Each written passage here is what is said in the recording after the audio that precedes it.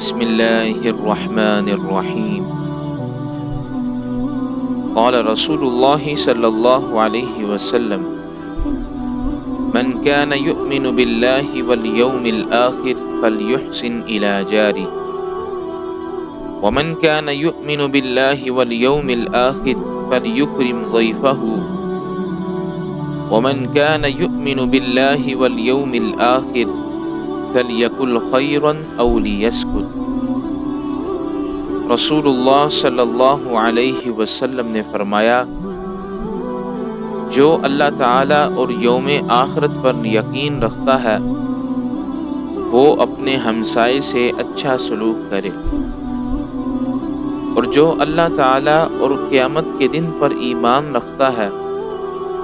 وہ اپنے مہمان کی عزت کرے،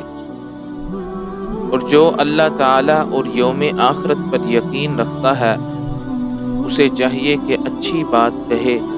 یا پھر خاموش رہے۔